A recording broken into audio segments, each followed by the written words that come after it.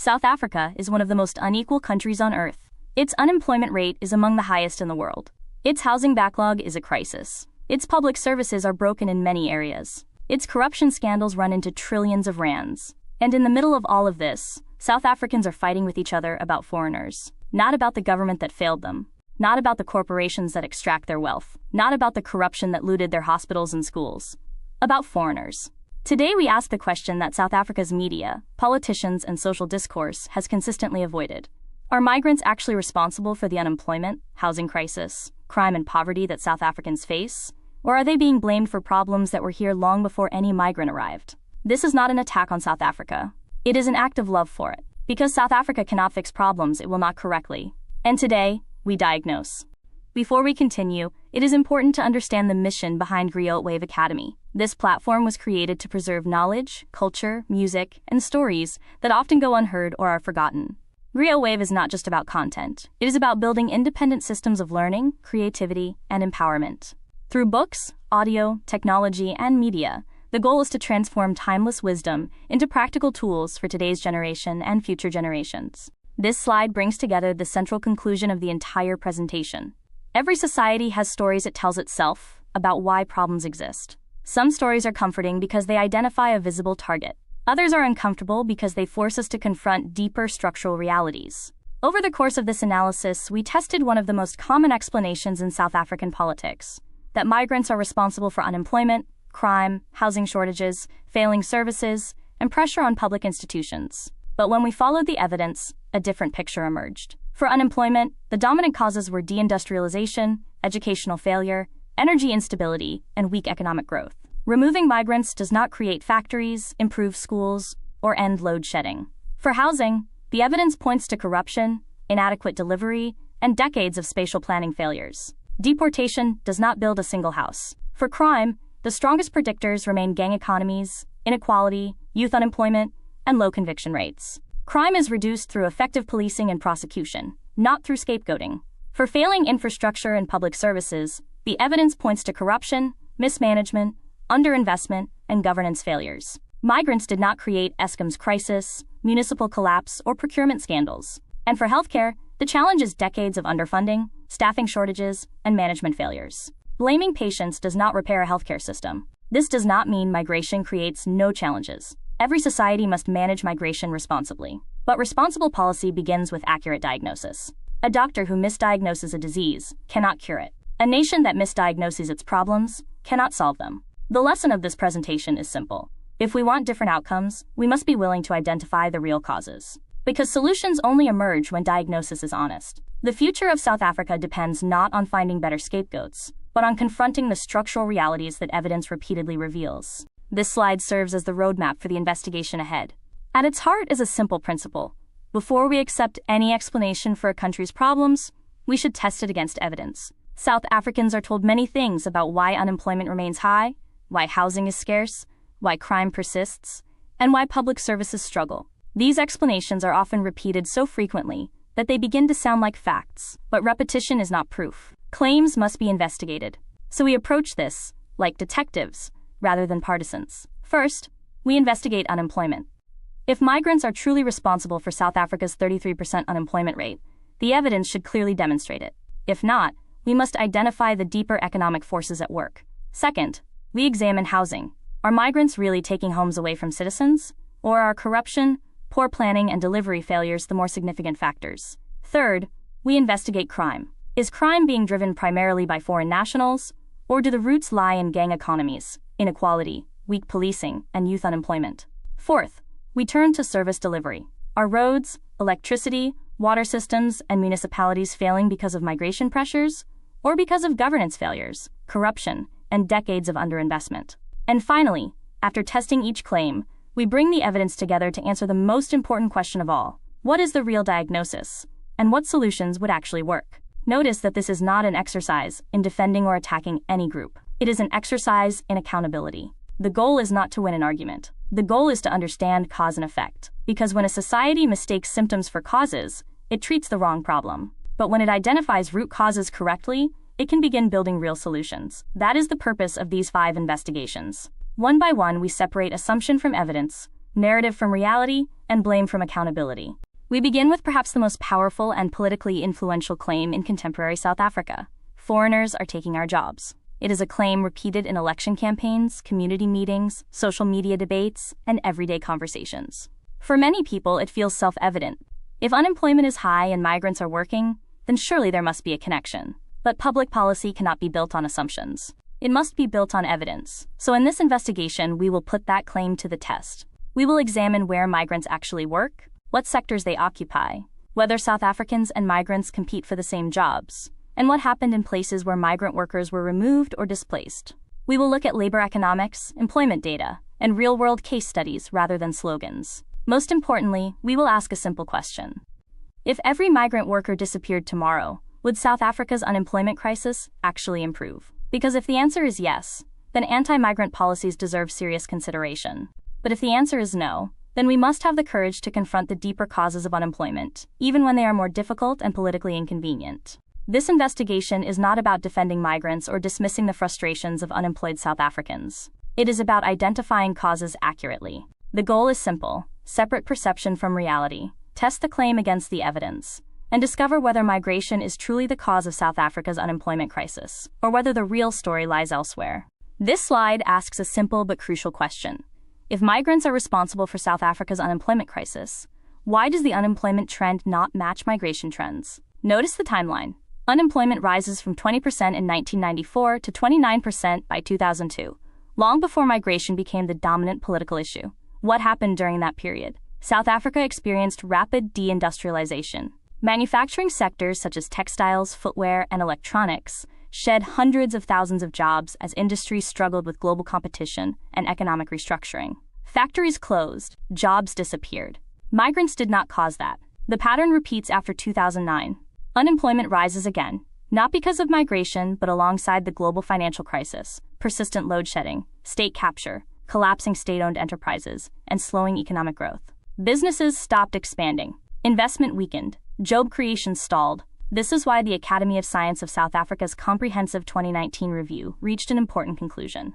There is no strong evidence that immigration significantly depresses employment opportunities for South African workers overall. The agriculture case provides a real-world test. During COVID-19, restrictions prevented many Zimbabwean seasonal workers from entering South Africa. If the popular claim were true, those jobs should have flowed immediately to unemployed South Africans. Instead, farms reported severe labor shortages and significant harvest losses. The positions remained unfilled. The lesson is not that unemployment is unimportant. It is that unemployment has causes, and those causes must be identified correctly. The evidence consistently points toward deindustrialization, weak economic growth, energy instability, educational challenges, and structural barriers to job creation. Before we can solve unemployment, we must first diagnose it accurately. This chart is our first indication that the unemployment crisis may have very different roots than the political narrative suggests. This slide takes us from symptoms to causes. For years, South Africans have been told that unemployment is primarily the result of migrants competing for scarce jobs. But when researchers, economists, and policy institutions examine the evidence, a very different picture emerges. The most important factor is deindustrialization. South Africa has lost a significant share of its manufacturing base over the past 3 decades. Factories that once absorbed large numbers of semi-skilled workers closed, relocated, or downsized. Those jobs were not taken by migrants. They disappeared from the economy altogether. The second major factor is the long shadow of educational inequality. When 4 out of 5 grade 4 learners struggle to read for meaning, the labor market inherits a skills crisis decades in the making. Modern economies require literacy, technical competence, and adaptability. An education system that fails millions of children inevitably produces unemployment. Then there is Eskom. Reliable electricity is the foundation of economic activity. Businesses cannot hire when they cannot operate. Every stage of load shedding reduces investment, productivity, and confidence. The result is fewer businesses expanding and fewer jobs being created. State capture amplified these problems. The Zondo Commission documented how corruption hollowed out critical institutions, damaged infrastructure, disrupted logistics, and weakened economic growth. The employment consequences were enormous. We must also consider the inherited geography of apartheid. Millions of South Africans still live far from economic opportunity, spending significant time and income simply commuting to work. Distance itself becomes a barrier to employment. When all these factors are considered together, a clear conclusion emerges. Unemployment is overwhelmingly structural. Migration plays only a marginal role compared with the much larger forces shaping the economy. That distinction matters because solutions depend on diagnosis. If unemployment is caused by education failures, energy instability, deindustrialization, corruption, and spatial inequality, then removing migrants cannot solve it. The evidence points us away from scapegoats and toward reform. The challenge is not finding someone to blame. The challenge is fixing the systems that produce unemployment in the first place. We now move to the second major claim in this investigation. Foreigners are taking RDP houses meant for South Africans. Like the unemployment argument, this claim is powerful because it speaks to a very real frustration. South Africa faces a severe housing crisis. Millions of people remain on waiting lists. Informal settlements continue to expand. Families wait years, sometimes decades, for secure housing. The anger is understandable, but the question before us is not whether the housing crisis exists. It clearly does. The question is whether migrants are actually causing it. In this section, we will examine the evidence behind one of the most repeated narratives in South African politics. We will investigate who receives RDP houses, how housing allocation systems operate, where corruption occurs, and what role planning, governance, and land policy play in creating the current backlog. Most importantly, we will ask a simple test question. If every foreign national disappeared tomorrow, how much of South Africa's housing crisis would actually disappear with them? Would the waiting list suddenly vanish? Would millions of houses appear? Would corruption stop? Would municipalities suddenly deliver housing faster? Or would the underlying problems remain exactly where they are? As with unemployment, this investigation is not about defending any group. It is about identifying causes accurately. Because if we misunderstand the source of the problem, we will inevitably pursue the wrong solution. Housing is one of the most emotionally charged issues in any society. It touches dignity, security, family, and opportunity. That is precisely why it deserves evidence, rather than slogans. By the end of this investigation, we will be able to separate perception from reality and determine whether migrants are truly the source of South Africa's housing crisis, or whether the evidence points us toward deeper structural failures that have been building for decades. This slide forces us to confront a difficult question. What does the evidence actually say about South Africa's housing crisis? The popular narrative is familiar. We are told that migrants are occupying houses meant for South Africans, and that if migrants were removed, the housing backlog would shrink dramatically. But the official investigations tell a different story. The first and largest problem is corruption. The Auditor General has repeatedly documented billions of rand in irregular expenditure, fraudulent contracts, ghost projects, manipulated housing allocations, and politically connected beneficiaries. In many cases, houses disappear long before they ever reach a deserving family. That is not a migration problem. It is a governance problem. The second issue is spatial planning. Decades after apartheid, housing developments continue to be built far from economic opportunities. Families are often offered houses on the urban periphery, far from jobs, schools, and transport networks. The result is a cycle where housing is delivered, but opportunity remains inaccessible. Third, there is administrative failure. Housing databases are poorly maintained, waiting lists are mismanaged, duplicate registrations, missing records, and allocation irregularities prevent efficient delivery. The challenge is not a shortage of applicants, it is a shortage of competent administration. Finally, South Africa faces a demographic reality. Urban populations have grown faster than housing delivery for decades. Millions of South Africans have moved to cities seeking work and opportunity. Demand has consistently outpaced supply. Taken together, these factors explain why the backlog remains so large. The crucial point is this: corruption, planning failures, administrative breakdowns, and rapid urbanization existed before migration became a political issue. They are the documented drivers of the housing crisis. A nation solves problems by identifying causes correctly. If the diagnosis is wrong, the treatment will fail. The evidence presented here suggests that South Africa's housing challenge is fundamentally a governance challenge, not a migration challenge. The question, therefore, is not who occupies the houses. The question is why so many houses are never delivered, never allocated fairly, or never built in the first place. This slide asks a deliberately uncomfortable question. If South Africa's housing crisis is being caused by theft, who is actually doing the stealing? Public debate often focuses on migrants. Yet when we examine the findings of the Auditor General, the Special Investigating Unit, parliamentary committees, and National Treasury, a different pattern emerges. Across multiple provinces, investigators uncovered fraudulent beneficiary lists, ghost houses, manipulated waiting lists, irregular tenders, incomplete projects, politically connected contractors, and officials allocating houses to themselves, friends, and family members. In eThekwini, thousands of fraudulent beneficiaries were identified on housing databases. In Limpopo, billions of rand were linked to poor record-keeping, incomplete projects, and questionable procurement practices. In the Eastern Cape, Housing records were linked to deceased individuals and manipulated waiting lists. In Gauteng, tens of thousands of completed houses remained untransferred, while housing shortages continued to grow. The most striking feature of these cases is not simply the scale of the losses. It is the accountability gap. Again and again, investigations uncover evidence of wrongdoing. Reports are written, officials are suspended, committees are formed, inquiries are launched, yet convictions remain rare, and meaningful consequences remain limited. This matters because every fraudulent allocation represents a family still waiting. Every incomplete housing project represents a community denied dignity. Every corrupt contract means fewer resources available to reduce the backlog. The purpose of this slide is not to single out individuals. It is to highlight a broader pattern. When citizens are encouraged to blame outsiders, attention is often diverted from the people who control budgets, approve contracts, manage waiting lists, and administer housing programs. If we are serious about solving the housing crisis, accountability must follow the evidence. The evidence presented here suggests that the greatest threat to housing delivery is not the migrant family seeking shelter. It is the corruption, mismanagement, and weak enforcement that repeatedly divert resources away from the people they were intended to serve. Before asking who occupies the houses, we must ask who controls them, and who profits when the system fails. We now arrive at perhaps the most emotionally charged claim in the entire debate. Foreigners bring crime, drugs, and violence into our communities. Unlike discussions about jobs or housing, crime touches something deeply personal.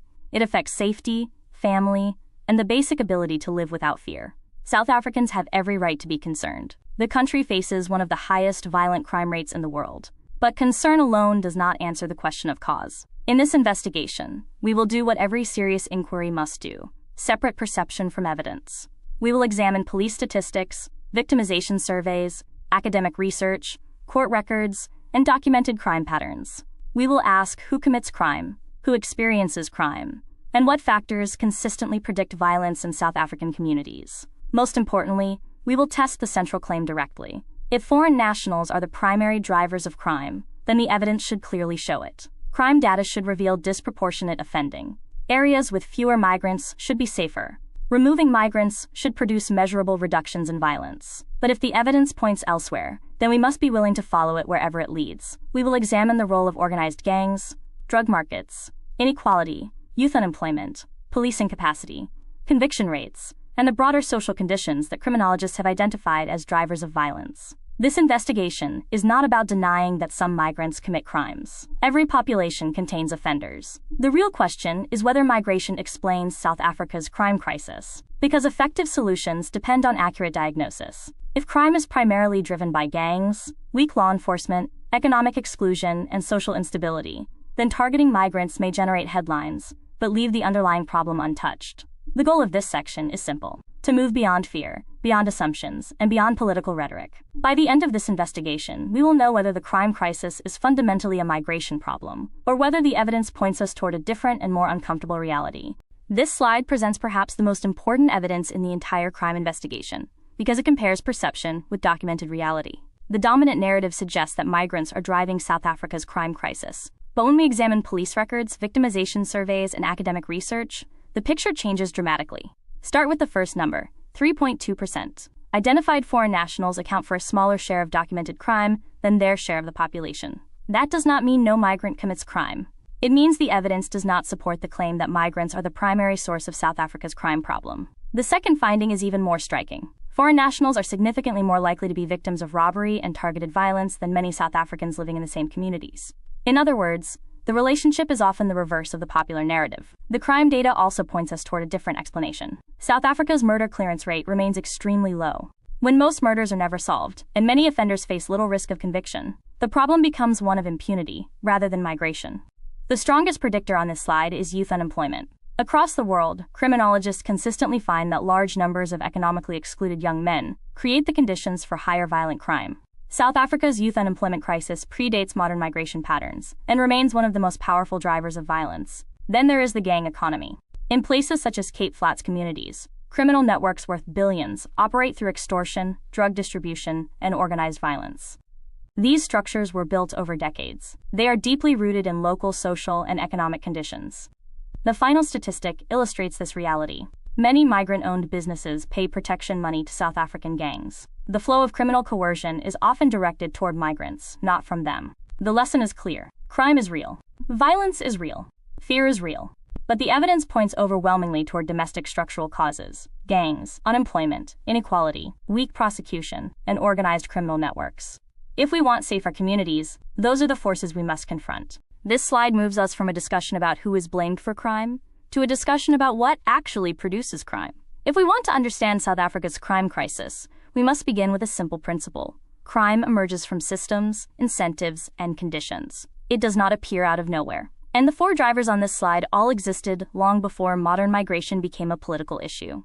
First, the gang economy. The major criminal networks that dominate areas such as the Cape Flats were established decades ago. The 28s, 26s, and related syndicates developed within South Africa's own history of inequality, prison culture, and organized crime. Their operations generate billions of rand and were firmly established before the arrival of most contemporary migrant communities. When businesses were closed during anti-migrant operations, violent crime rates did not suddenly fall. The underlying criminal structures remained intact. Second, impunity. South Africa solves only a fraction of its murders. When most killers are never identified, prosecuted, or convicted, the incentive structure favors criminality. Criminologists consistently identify certainty of punishment as one of the strongest deterrents to violent crime. An 18% clearance rate means the opposite. This is a policing and justice system challenge, not a migration challenge. Third, youth unemployment. A society with millions of unemployed young men creates the conditions in which gangs can recruit, criminal networks can expand, and violence can flourish. This relationship is documented across the world. The strongest predictor of violent crime is not nationality. It is economic exclusion. Finally, apartheid's spatial design still shapes South Africa's crime geography. Communities deliberately built far from opportunity, investment, quality schools, and public services became fertile ground for gang activity and social breakdown. The map of crime today closely follows the map of historical deprivation. The key takeaway is clear. Gangs, impunity, unemployment, and spatial inequality explain far more about South Africa's crime crisis than migration ever could. If we misdiagnose the cause, we will never find the cure. If we confront the real causes, meaningful change becomes possible. If you are serious about Africa's future, you must also become serious about personal growth, execution, discipline, entrepreneurship, and building. Knowledge without implementation changes nothing. That is exactly why I'm building the Griot Wave Inner Circle, an execution-focused community for builders, creators, entrepreneurs, and purpose-driven individuals. A space focused on accountability, implementation, entrepreneurship, transformation, AI and digital leverage, community, and real progress. Weekly live sessions, execution systems, focused builders, real conversations, real growth. If you are tired of consuming endlessly and ready to start building intentionally, scan the QR code or use the link below to join the early interest list. Stop consuming, start building. Don't build alone.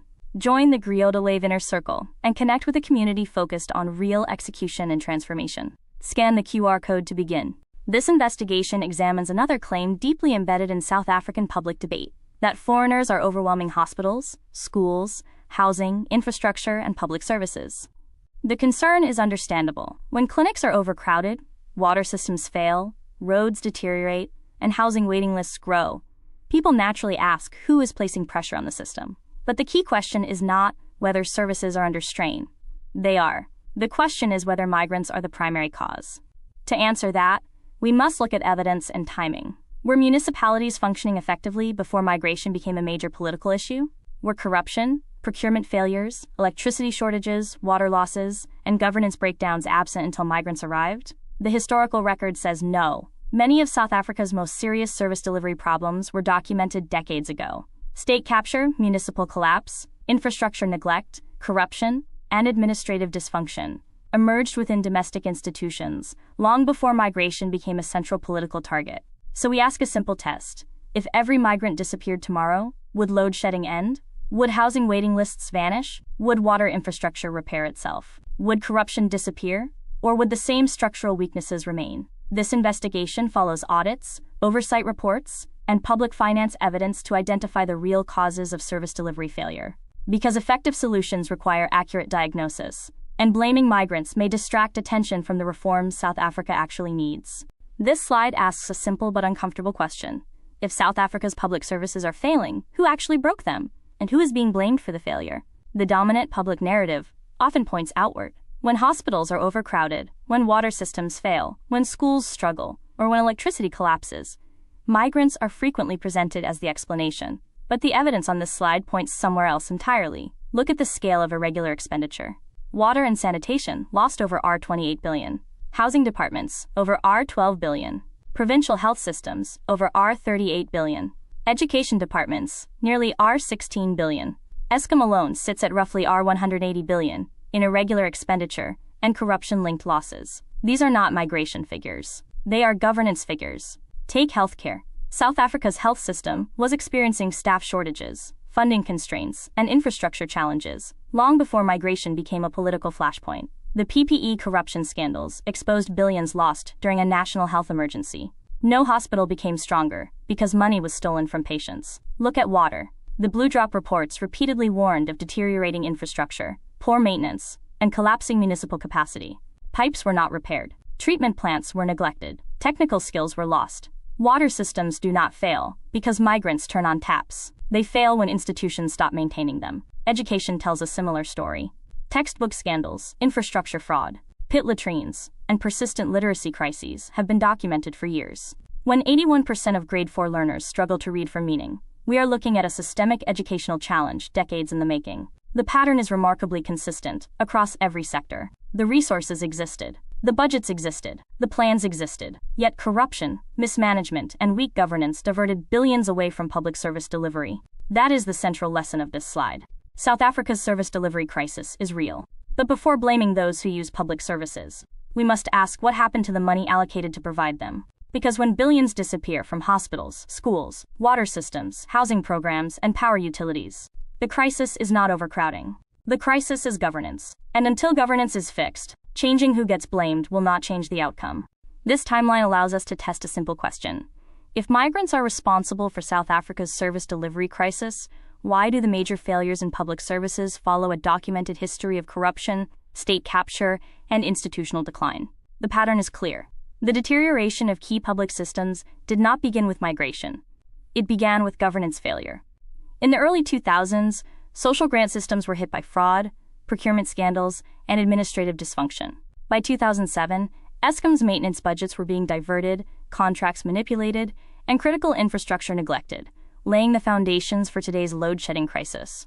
The next phase was state capture. Between 2010 and 2018, institutions such as ESCOM, Transnet, PRASA, SAA, and Denel were systematically weakened. The Zondo Commission documented losses measured in trillions of rand, with direct consequences for jobs, services, and state capacity. The timeline then moves through water infrastructure failures, years of neglected maintenance, municipal dysfunction, and growing debt.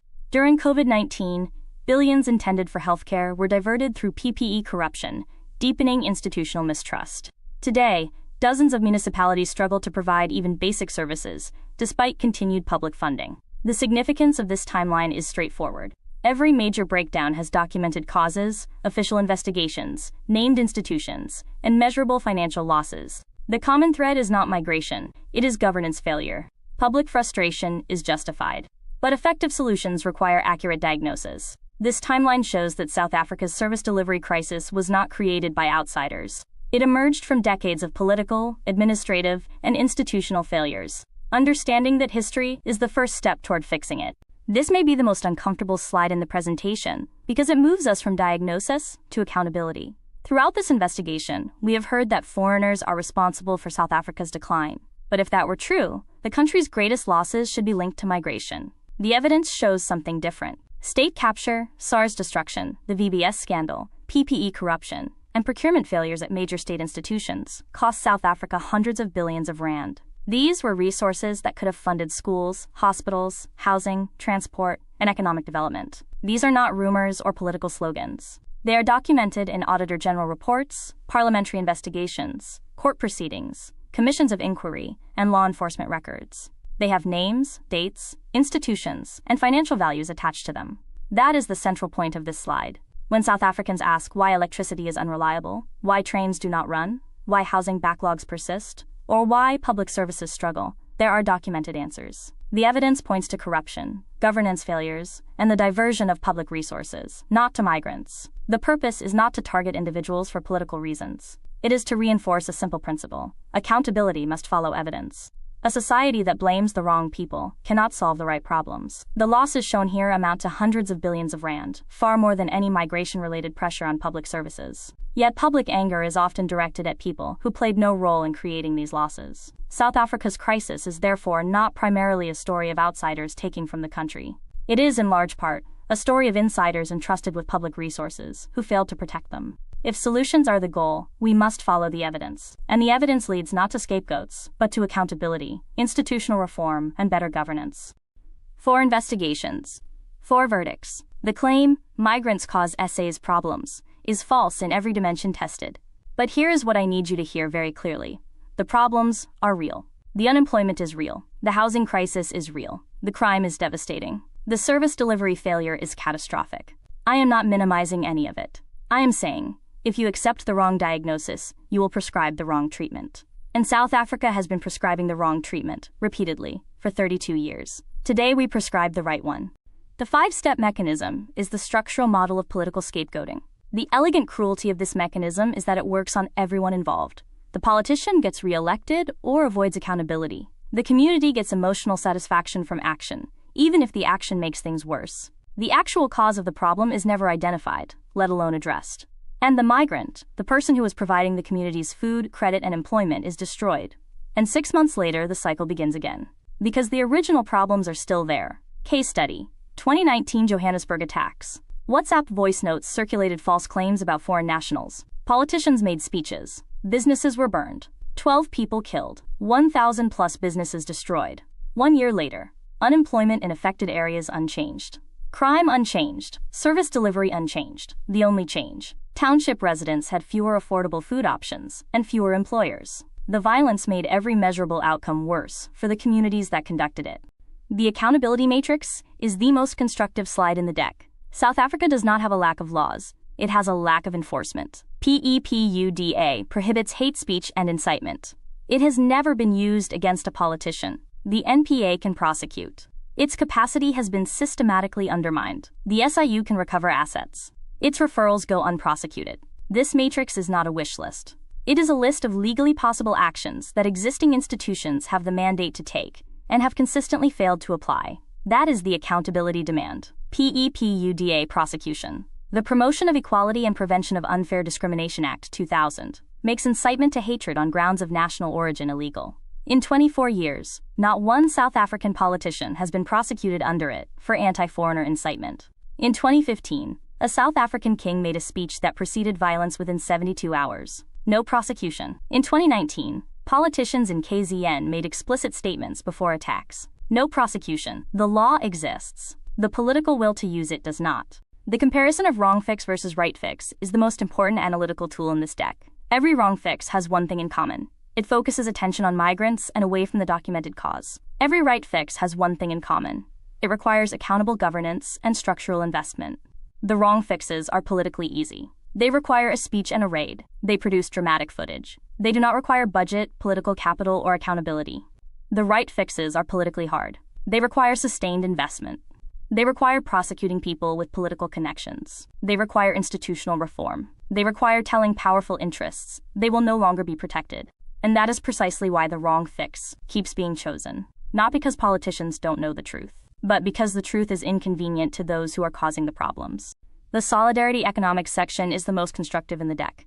ACMS co-ownership pilot. This is documented, not hypothetical. 3 Cape Town township areas, Manenberg, Belleville South, and Mitchell's Plain, had pilot co-ownership arrangements between Somali traders and South African community members in 2018 to 20. ACMS documented reduced xenophobic incidents and increased cross-community economic activity in all 3 areas. The model worked. It was not scaled because it required sustained community and government support that was not forthcoming. Stokvel R50 billion. This is one of the most powerful potential capital formation tools available in the South African economy.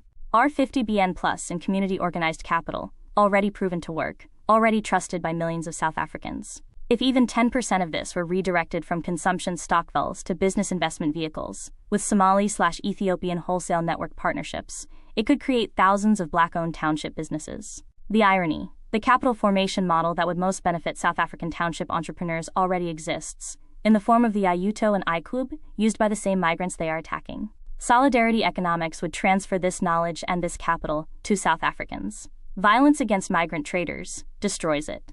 The mirror table is the definitive summary of the entire diagnostic. Every single claim, every single one, tested against the evidence. Every single one fails. And I want you to notice something.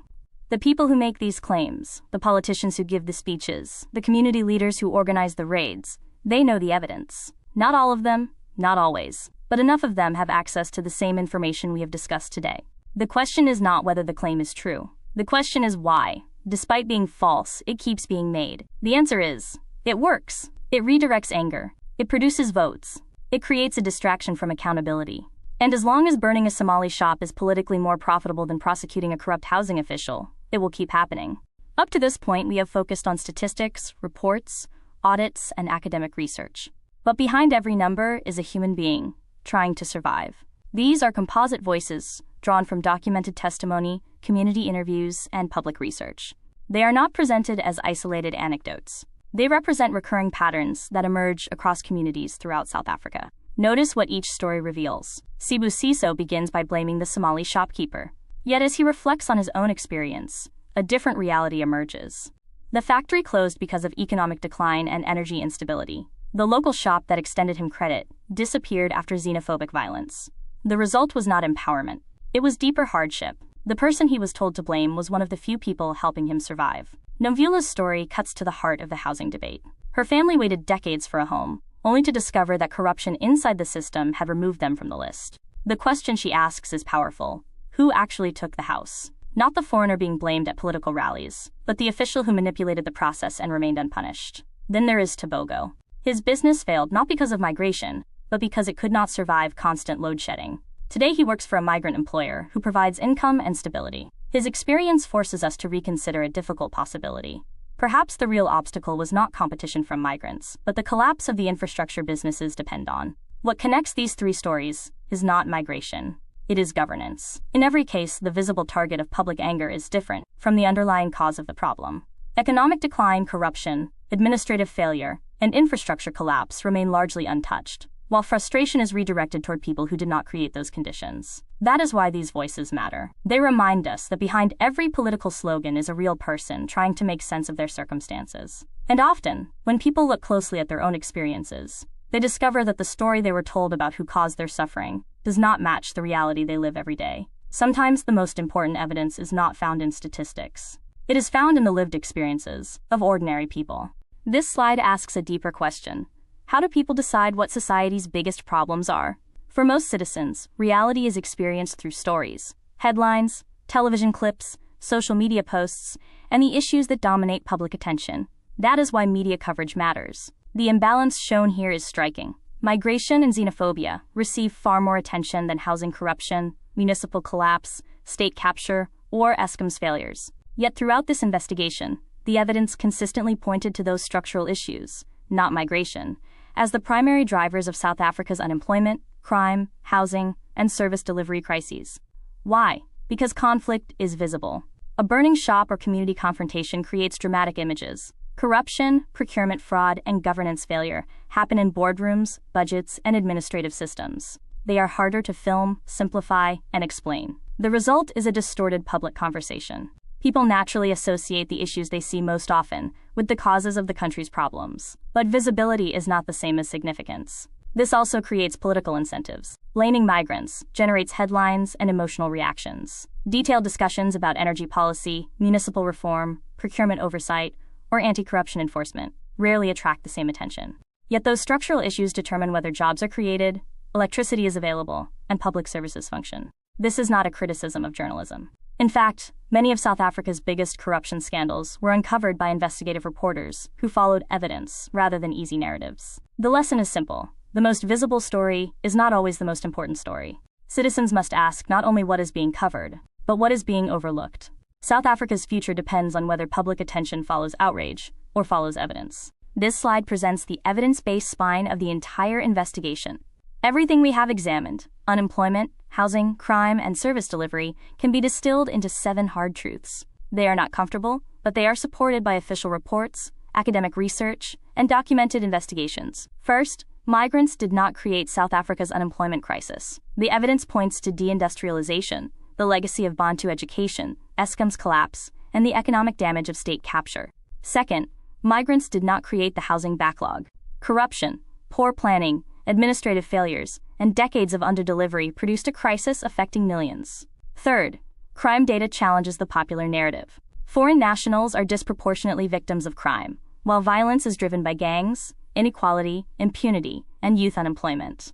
Fourth, service delivery collapsed not because systems were overcrowded, but because billions intended for public services were stolen, diverted, or mismanaged. Fifth, evidence suggests that mass migrant removal would worsen conditions for many poor South Africans by disrupting supply chains, destroying jobs, and raising food prices. Sixth, the people most responsible for many of South Africa's failures were not outsiders, but individuals entrusted with public resources and public institutions. The seventh truth may be the most uncomfortable. South Africa has laws against incitement, yet despite repeated waves of anti-migrant violence, no major political figure has faced meaningful prosecution for rhetoric linked to those attacks. This is not simply a legal gap, it is a political choice. When incitement carries no consequences, it becomes a viable political strategy. The broader lesson is simple.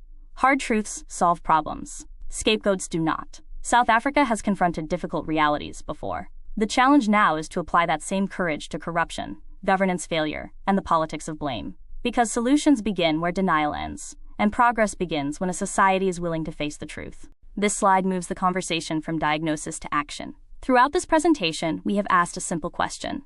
If migrants are not the primary cause of South Africa's unemployment, housing crisis, crime, service delivery failures, and economic stagnation, then where should public pressure be directed? These 7 demands provide that answer.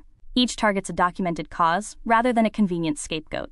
Housing corruption must be prosecuted, with stolen assets recovered and those responsible permanently removed from public office. Eskom must be fixed because ending load shedding is South Africa's single largest job creation opportunity. State capture cannot remain a report on a shelf. It requires prosecutions, consequences, and recovery of looted funds. Equal educational opportunity is equally essential. No country can overcome unemployment while millions of children leave school without foundational literacy and numeracy. Political incitement must also carry consequences. The laws already exist. What is missing is enforcement. Dysfunctional municipalities must be repaired through competence, transparency, and independent oversight. And South Africa must look toward opportunity rather than blame. The African Continental Free Trade Area offers access to one of the world's largest emerging markets. The continent's people are not simply competitors. They are customers, investors, workers, partners, and economic allies. The central message is simple. Every hour spent blaming migrants is an hour not spent fixing Eskom, prosecuting corruption, improving education, rebuilding municipalities, and growing the economy.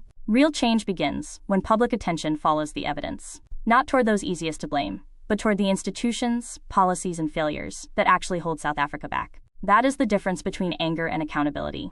And accountability is what produces results. We now introduces a dimension of the story that is often forgotten. South Africa's freedom was never achieved by South Africans alone. It was a continental project. When we speak about liberation, we often focus on the heroes inside South Africa, the activists, workers, students, and communities who resisted apartheid. But apartheid was defeated not only within South Africa's borders. It was also challenged from Maputo, Lusaka, Harare, Dar es Salaam, Luanda, Lagos, and many other African cities. Mozambique paid an enormous price. The ANC operated from Maputo, and Mozambique became a target of destabilization.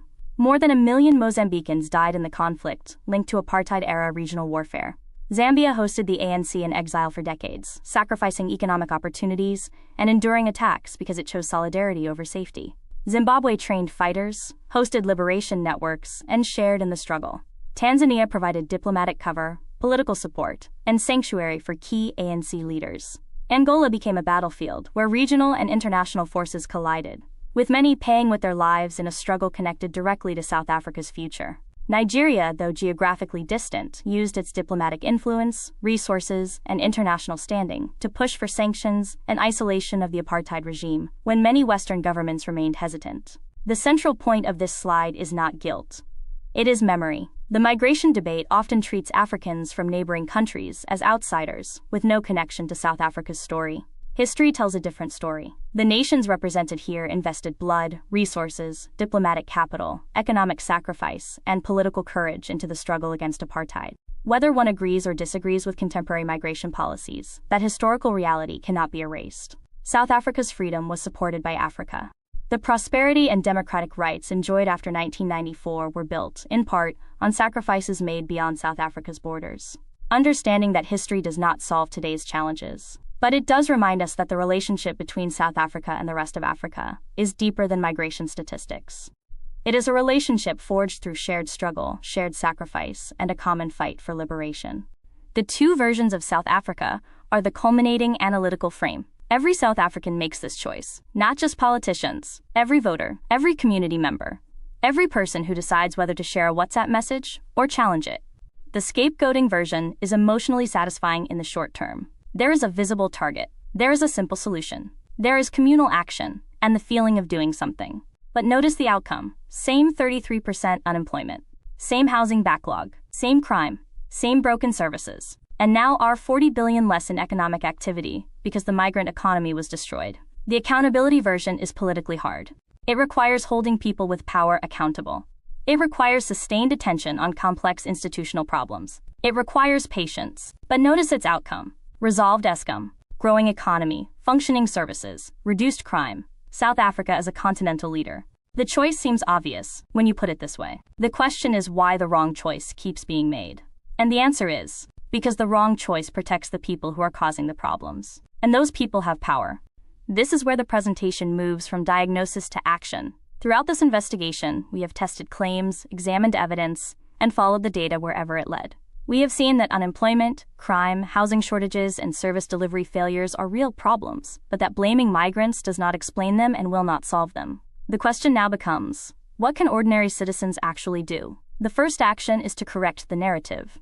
When claims are made about migrants taking jobs, causing crime, or stealing housing, ask for evidence. The purpose is not to win arguments, but to shift conversations from emotion to facts. A society cannot solve problems it has misdiagnosed. The second action is to demand accountability. South Africans have more power than they often realize. Anyone can submit a complaint to the South African Human Rights Commission. You do not need a lawyer. You do not need to be personally affected. Every documented complaint against political incitement creates a public record and strengthens the foundation for future PEPUDA enforcement. Accountability begins with documentation. Third, build solidarity. The evidence repeatedly showed that ordinary South Africans and ordinary migrants are often facing the same challenges: unemployment, rising costs, weak services, and political neglect. Knowing the people behind the labels helps break the cycle of fear and scapegoating. Cooperation creates opportunities that division destroys. Fourth, support accountability institutions. Investigative journalism has exposed state capture, PPE corruption, housing fraud, and municipal looting. If thousands of citizens support independent outlets such as Amabungane, Ground Up, and Daily Maverick, they strengthen the watchdogs that uncover the truth politicians would rather hide. Finally, vote for accountability. Attend municipal meetings. Ask questions. Track counselors' records. Participate in IDP consultations. Demand answers about housing corruption, service delivery, and municipal collapse. This is not activism, it is constitutional citizenship. The central lesson of this presentation is simple. Blame is easy. Accountability is difficult. But only accountability produces change. The evidence is clear. The tools already exist. The responsibility now belongs to citizens willing to use them. Here we present the final verdict of the entire investigation. We began with a question that dominates public debate. Are migrants responsible for South Africa's biggest problems? Rather than answering with ideology, emotion, or political loyalty, we tested the claim against evidence. We examined unemployment. We examined housing. We examined crime. We examined service delivery. We followed the data, the audits, the academic research, the commission reports, and the lived experiences of ordinary people. Again and again, the evidence pointed in the same direction. South Africa's unemployment crisis began long before contemporary migration and is rooted in deindustrialization, educational failure, energy collapse, and weak economic growth. The housing crisis is not primarily a migration story. It is a story of corruption, fraudulent allocations, failed planning, and decades of underdelivery. The crime crisis is driven by organized gangs, youth unemployment, inequality, and a justice system where too many crimes go unsolved. The service delivery crisis is the product of looting, mismanagement, state capture, and institutional decay.